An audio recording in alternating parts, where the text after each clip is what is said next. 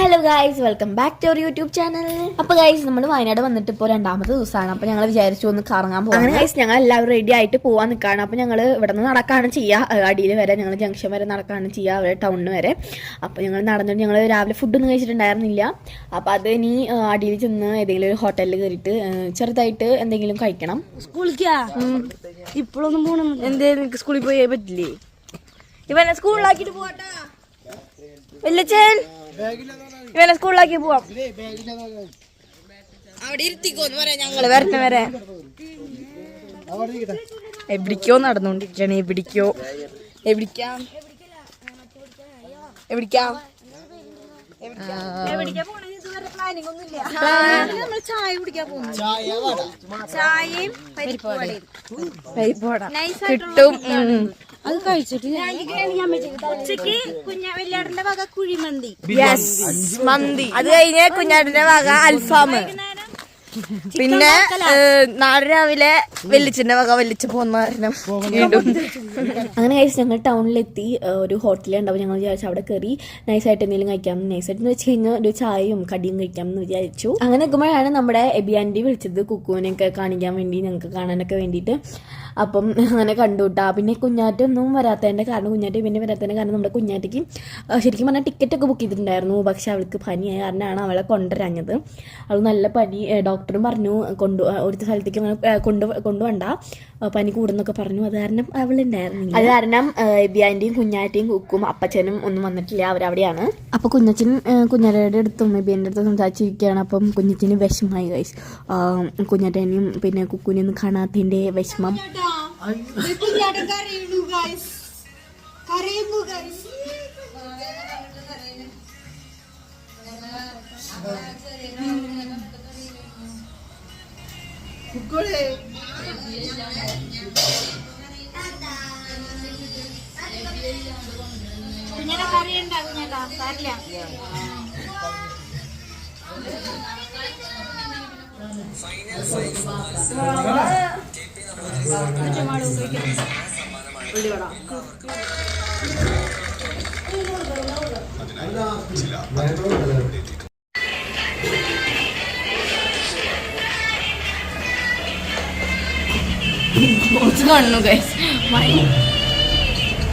അയ്യോ അയ്യോ അയ്യോ അയ്യോ വയറ് നിറഞ്ഞു അവിടെ കൊടുക്കോ.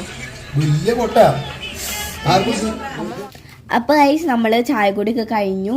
ഇനി ഞങ്ങൾ പോകാൻ ഉദ്ദേശിക്കുന്നത് സിപ്പ് ലൈൻ ചെയ്യാനാണ്. ഇങ്ങനെ തേയിലത്തോട്ടത്തിൻ്റെ മുകളിൽക്കൂടെയൊക്കെ ഇങ്ങനെ സിപ്പ് ലൈൻ ചെയ്യാന്നൊക്കെ പറയുന്നത് കേട്ടിട്ടുണ്ടായിരുന്നു. അങ്ങനെ ഗൈസ്, ഞങ്ങൾക്ക് പരിചയമുള്ള ചേട്ടൻ്റെ ഓട്ടോയിൽ ഞങ്ങൾ അങ്ങോട്ട് പോവാണ്. ഒരു തേയിലത്തോട്ടത്തിൻ്റെ അവിടേക്ക് പോവാണ്.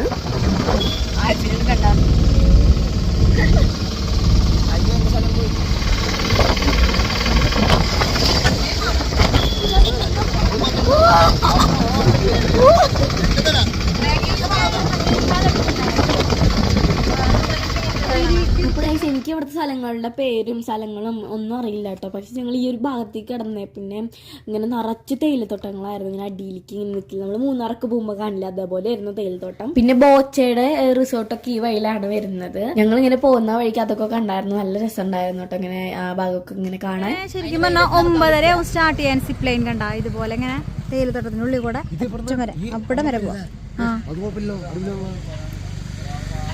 തേയിലത്തോട്ടത്തിന്റെ ഉള്ളിൽ കൂടെ രസമായിരിക്കും, കഴിയും. അങ്ങനെ ഞങ്ങൾ സിപ്പ് ലൈൻ ചെയ്യുന്ന സ്ഥലത്ത് എത്തി. പക്ഷേ ഗൈസ്, അവിടെ ചെന്നപ്പം അവിടെ 9:30 ശരിക്കും പറഞ്ഞാൽ ഓപ്പൺ ചെയ്യുന്നത്.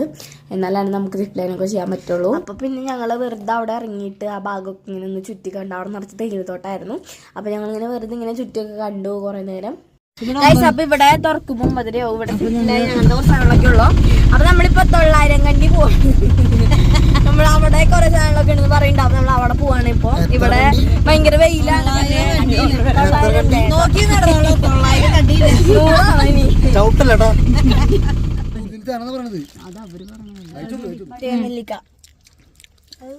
നമ്മളിപ്പോ ഒരു സ്ഥലത്ത് ഇറങ്ങിയിരിക്കുകയാണ്. ഇവിടെ ഇങ്ങനെ കുറെ സിപ്പ് ലൈൻ ഒക്കെ ഉണ്ട് ഈ ഭാഗത്തായിട്ട്. അപ്പൊ നമ്മള് ഇവർക്ക് മുളയരി പായസം കഴിക്കണം എന്ന് പറഞ്ഞിട്ടാണ്. നമുക്ക് അപ്പുറത്തേക്ക് കിടക്കാം. എനിക്ക് ഉപ്പിലിട്ട മാങ്ങ വേണം. അപ്പൊ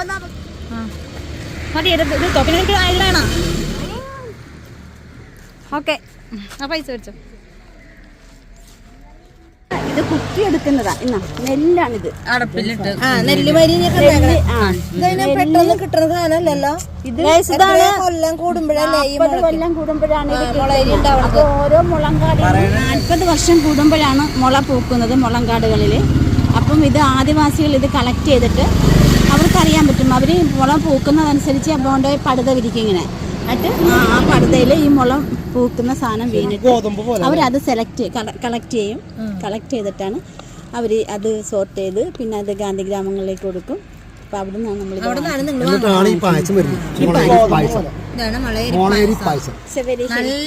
വെരി ടേസ്റ്റിയാണ്.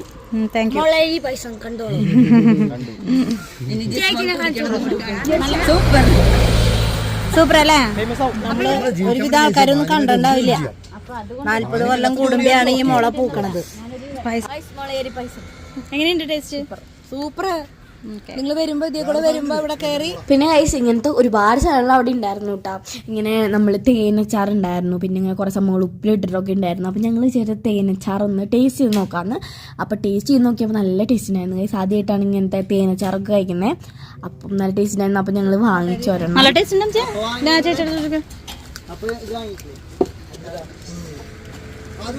അപ്പോൾ ഒരെണ്ണത്തിന് 100 രൂപയാണ് വരുന്നുള്ളൂ. അപ്പോൾ ഞങ്ങൾ വാങ്ങിച്ചു. നല്ല ടേസ്റ്റ് ഉണ്ടായിരുന്നു കേട്ടോ. അതിന് ചെറുതായിട്ടൊരു മധുരം ഉണ്ട്, എന്നാൽ നല്ല ചൊടിയും ഉണ്ട്, എരിവും ഉണ്ടായിരുന്നു. അങ്ങനെ കഴിച്ച് ഞങ്ങളുടെ ഡോറയുടെ പ്രയാണം വീണ്ടും ആരംഭിച്ചു. ഞങ്ങൾ ഇനി പോകാൻ പോകുന്നത് 900 കണ്ടിയിലേക്കാണ് ഗൈസ്.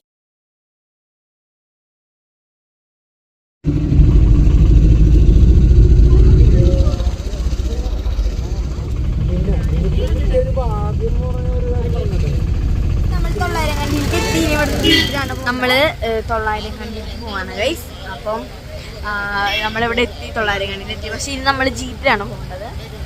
അപ്പോൾ ജീപ്പിന് വേണ്ടി നമ്മളിങ്ങനെ നിൽക്കാണ് കേട്ടോ. അങ്ങനെ ജീപ്പോള് ഇവിടെ നിറച്ച് ജീപ്പോളാണ്.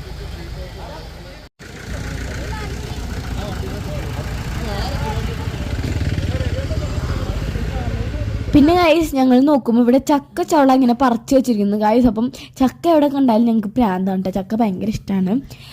അപ്പോൾ ഞങ്ങൾ വിചാരിച്ചു ഒരു 4 ചവള വാങ്ങാമെന്ന്. കാരണം എന്താണെന്ന് വെച്ച് കഴിഞ്ഞാൽ ഒരു ചക്കയ്ക്ക് 5 രൂപയാണ് ഗൈസ്, ഒരു ചക്ക ചുളയ്ക്ക്.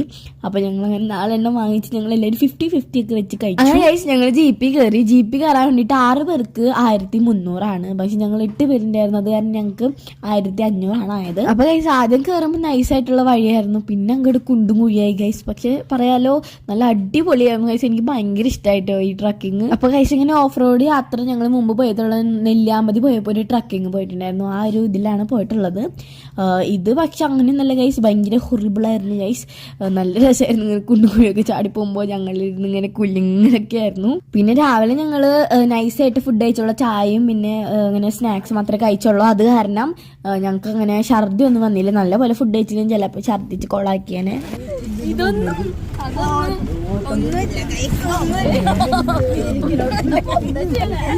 ഒന്നുമില്ല കുട്ടിക്കൊന്നുമില്ല.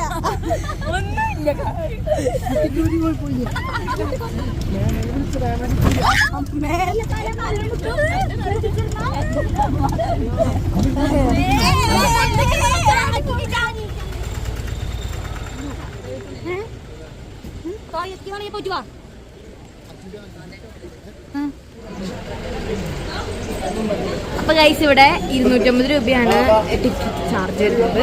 അപ്പൊ നമ്മൾ ടിക്കറ്റ് നടന്ന സമയമില്ല, നമുക്ക് 1 മണിക്കൂറുള്ളൂ.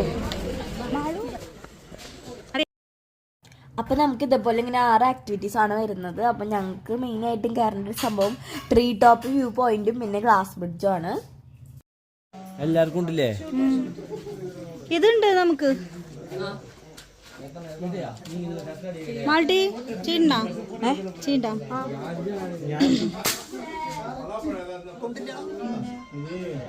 പിന്നെ ഗൈസ് ഇങ്ങനെ അമ്പ് ഇടുന്ന സംഭവമൊക്കെ ഉണ്ടായിരുന്നു. അത് ഞാൻ വിട്ടു നോക്കി, പക്ഷേ ഗൈസ് അവിടെ കൊണ്ടില്ല. പിന്നെ ഷൂട്ടൊക്കെ ഉണ്ടായിരുന്നു തോക്ക് വെച്ചിട്ട്. അതിന് നമ്മൾ സെപ്പറേറ്റ് ആയിട്ട് ടിക്കറ്റ് എടുക്കണം. അപ്പം അതിന് 50 രൂപയാണ് ടിക്കറ്റ് ചാർജ് വരുന്നത്. അപ്പം ഇവര് എടുത്തിട്ടുണ്ടായിരുന്നു. ഞങ്ങള് അമ്പ് വിട്ടു, പിന്നെ ഷൂട്ട് ഔട്ട് ചെയ്തു. ഇനി നമ്മൾ പോകുന്നത് ട്രീ ടോപ്പ് വ്യൂ പോയിന്റ് ആണ്. ഇതാന്ന് തോന്നുന്നു ഒരു ട്രീ ഹൗസ് ആണെന്ന് തോന്നുന്നു. അപ്പൊ നമുക്ക് കയറാം. 1 മണിക്കൂർ ആവണമല്ലോ. എന്നാലും നമുക്ക് വേഗം കയറാം. ഗ്ലാസ് ബ്രിഡ്ജ് കയറി കഴിച്ച അങ്ങനെ നമ്മള് തിരക്കുണ്ട് അല്ലേ? തിരക്കുണ്ട്. നമ്മളിങ്ങനെ കറങ്ങി വരും, പക്ഷെ നമുക്ക് അവിടെ എത്താൻ പറ്റും.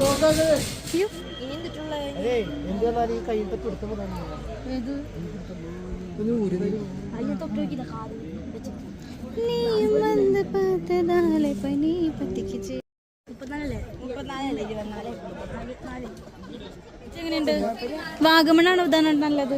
ഇവിടെ ഭയങ്കര ആട്ടം, പക്ഷെ ആട്ടം പിന്നെ ഭയങ്കര തിക്കി കൂട്ടിയ പോണം. കുറച്ച് ആൾക്കാർ വിട്ട കുഴപ്പമില്ല. എല്ലാവരും കയറ്റി വിടാ.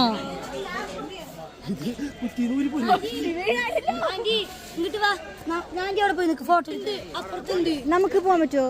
ഈ ടിക്കറ്റില്ല. അടുത്ത നമ്മൾ ട്രീ ഏർമാടല്ലേ, ട്രീ ഹൗസ്. കുഞ്ഞേട്ട എങ്ങനെയുണ്ട് മറ്റേ ഇത് ഗ്ലാസ് ബ്രിഡ്ജ്? തിരക്ക് എൻജോയ് ചെയ്യാൻ പറ്റില്ല. എൻജോയ്മെന്റ് ആയില്ല. വാ.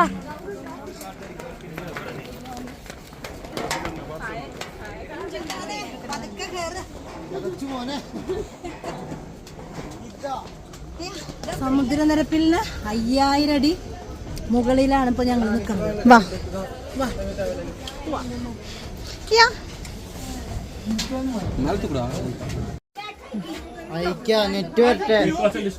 കമോൺ വരൂ, എഴുന്നേൽക്കൂ. ഇവിടുത്തെ പരിപാടി കഴിഞ്ഞു. ഇനി നമ്മള് ഇതാണ് നമ്മൾ വന്ന ജീപ്പിട്ടാ. ഈ ചേട്ടനാണ് നമ്മളെ ഇവിടെ എത്തിച്ചത്.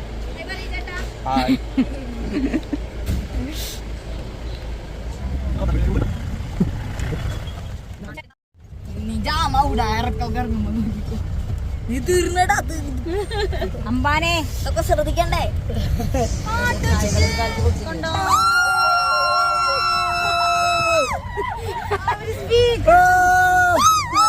ബജ്ജി, മുട്ട ബജ്ജി, കായ ബജ്ജി, ഏത് പറ്റിയാ വറുത്ത ബജ്ജി, എണ്ണയിലിട്ട ബജ്ജി. എന്താ എന്തേ തിന്നടാ ബജ്ജിണ്ടാ? ബജ്ജി, എനിക്ക് താടി ബജ്ജി, മുളക് ബജ്ജി, മുളക് ബജ്ജി എനിക്ക് ശാന്തമായിട്ട് പോയിരിക്കാനാണോ?